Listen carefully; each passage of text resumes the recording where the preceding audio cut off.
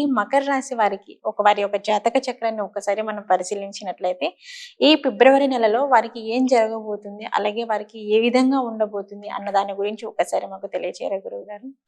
మకర రాశి వారికి 4 రాశులు సహకరిస్తున్నాయి, 3 రాశులు వ్యతిరేకిస్తున్నాయి, ఒక రాశి వంకరగా ఉండడం వల్ల కొద్ది విధానం కనపడుతుంది. అంటే 2 రాశులు వేరుగా ఉన్నాయి. ఓకే.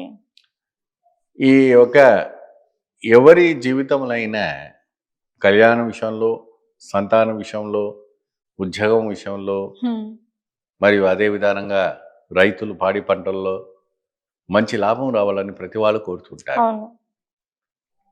మకర రాశిలో కొన్ని తేడాలు, కొన్ని ఈ ఫిబ్రవరి మాసంలో వాళ్ళు ఊహించలేనటువంటివి కొన్ని జరుగుతాయి. అది కొద్దిగా మీరు జాగ్రత్త వహించి చేసేవంటి వర్క్ పైన ధ్యాస పెట్టుకోండి. మీరు ఉద్యోగం పరంగా కొద్దిగా శ్రద్ధ వహించి ఇంటర్వ్యూ విషయాల్లో కావచ్చు, ఆ విషయంలో కావచ్చు మైండ్ కాన్సన్ట్రేన్స్ పెట్టి చేస్తే విద్యార్థులైనా సరే, వీలైనా సరే మంచి ఫలితం లభించడానికి ఛాన్సెస్ ఉన్నాయి. ముఖ్యంగా ఏ వస్తువు అయినా కూడా మీరు మీ చేత్తో ఇస్తే అది తిరిగి రాదు.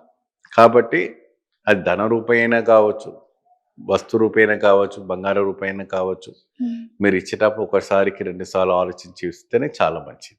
ఓకే. అదేవిధంగా గురువుగారు, ఈ మకర రాశి వారి జాతకంలోనే ఎటువంటి దోషాలు ఉన్నా కానీ, ఈ ఫిబ్రవరి నెలలో చిన్న చిన్న దోషాలు ఉన్నా కానీ తొలగిపోవాలి అంటే వారు ఏమేం దానం చేస్తే వారి జాతకంలో ఉన్న దోషాలు తొలగిపోయి వాళ్ళకి శుభం చేకూరుతుంది అంటారు?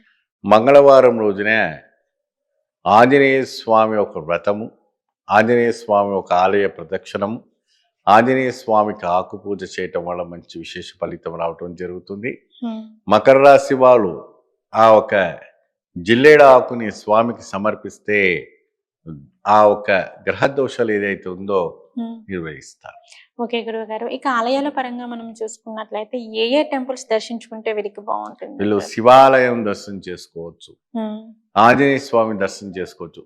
శివాలయం ఉన్న నంది ఎదురుగున కూర్చొని వీళ్ళు స్వామికి ఆవు నెయ్యి దీపం పెడితే మంచి శుభ ఫలితం లభిస్తుంది.